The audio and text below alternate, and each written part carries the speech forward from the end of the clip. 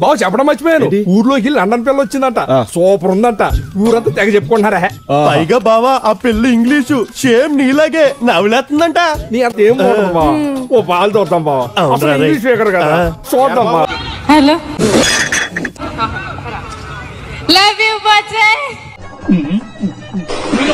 Shivaji Shivaji, happy Valentine's day.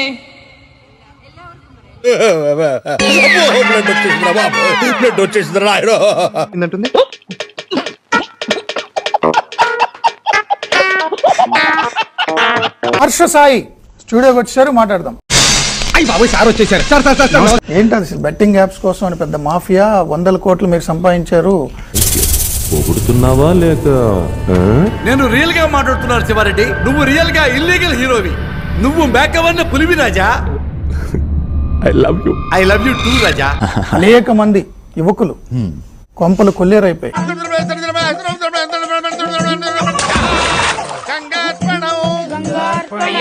మీరు ₹1 ఇస్తారు, ₹100 కొట్టేస్తారు. బెట్టింగ్ యాప్స్ ప్రమోట్ చేయడం ద్వారా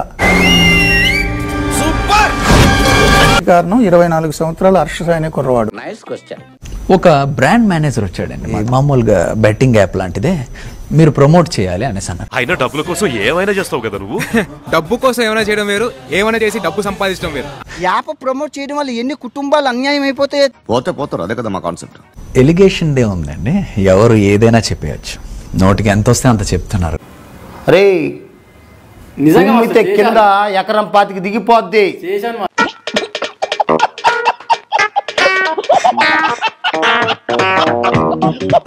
క్రికెటర్ మహేంద్ర సింగ్ ధోని తెలుసు, ఇలా చాలా అందరూ ప్రమోట్ చేస్తున్నారు, వీళ్ళందరూ చేస్తున్నారు. ఇతన్నేం చేద్దాం చెప్పండి, కఠినంగా శిక్షించాలండి గట్టిగా. అయితే అదేంటంటే అది వాడెవడో చేస్తారని చెప్పి. అసలు నీకు లత్కూర్ ఐడియా ఇచ్చిన థర్డ్ పార్టీ ఎవరు?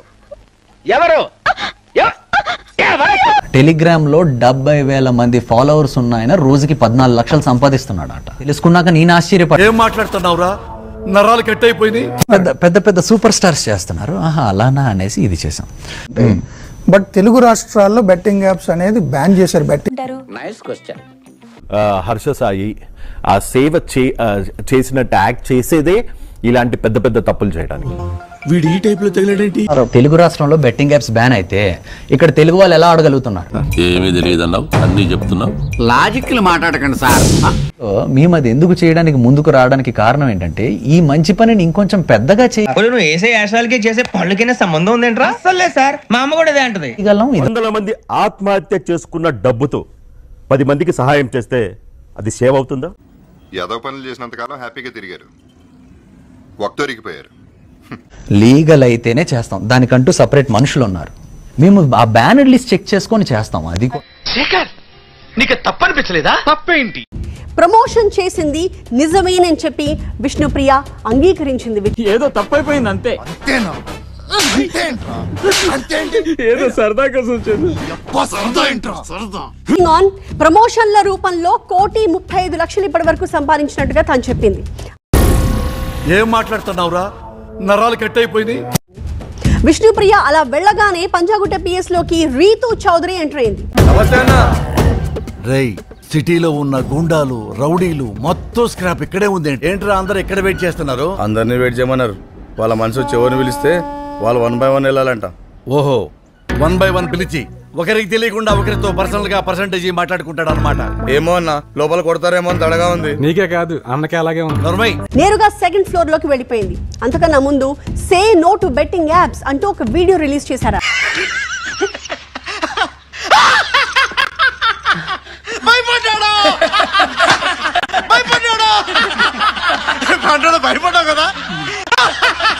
అయితే రీతు చౌదరి పిఎస్ కి వచ్చిన తర్వాత సీన్ మొత్తం మారిపోయింది. ఏమైందిరా? నేను బెట్టింగ్ ప్రమోషన్స్ చేయడానికి పూర్తిగా కారణం విష్ణుప్రియ అని చెప్పి రీతు చౌదరి చెప్పింది. విశ్వాసం ఉందరా నా కొడక, నీకు రే పురుగుల బట్టి చేస్తావురా నా కొడక, మంచి చేస్తా నా కొడక, నువ్వు రే నాశనం అయిపోతావురా. బెట్టింగ్ యాప్స్ ప్రమోట్ చేస్తూ డబ్బులు సంపాదిస్తున్నాను, నువ్వు కూడా బెట్టింగ్ యాప్స్ ప్రమోట్ చేయని విష్ణుప్రియ ఇచ్చినటువంటి అడ్వైస్ తోనే తాను కూడా ప్రమోషన్స్ చేసినట్లు రీతు చౌదరి చెప్పింది. 11 మందిలో విచారణకు హాజరైంది టేస్టీ తేజ, కానిస్టేబుల్ రవి, విష్ణుప్రియ, రీతు చౌదరి మాత్రమే. మరికొందరు ఎక్కడున్నారో కూడా ఎవరికి తెలియట్లేదు.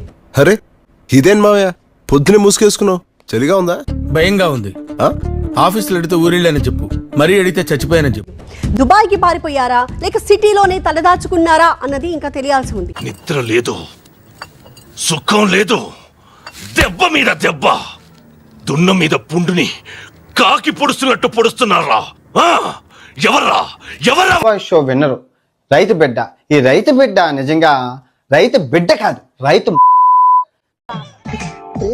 అంత మాట నిజంగా ఈ కొడుకు బెట్టింగ్ యాప్లని ప్రమోట్ చేస్తున్నారు. చెప్పు తీసుకొట్టండి సార్. వీడు కనబడితే నో డౌట్ గుండు కొట్టి గడ్డం గీసి సున్నం బొట్టి పెట్టి ఊరేగించాడు. నా కొడుకు పేడ ముద్ద కనబడితే పేడ ముద్దతో కొట్టడు, పేడట్టుకోవడం కొట్టడు. నువ్వు ముందు అద్దాలెత్తు. ఈ మూడులా గనక పబ్లిక్ నేను చూసిరనుకో బజ్జి బలగొడతారు. నువ్వు పోనీ.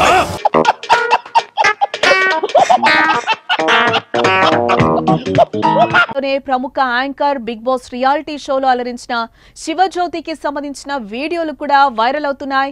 గతంలో శివజ్యోతి బెట్టింగ్ యాప్ ప్రమోషన్స్ చేయడంతో వాటిని పలువురు సోషల్ మీడియా వేదికగా షేర్ చేసి శివజ్యోతిపై చర్యలు తీసుకోవాలని కోరుతున్నారు. ఇది పోలీసుల దృష్టికి చేరడంతో ఆమెపై కూడా కేసు నమోదు చేయడానికి రెడీ అవుతున్నట్లుగా తెలుస్తోంది.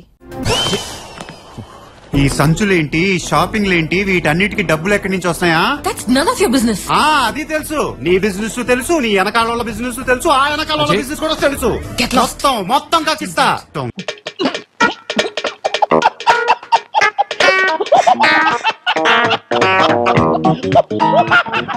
తెరదించండి మావయ్య.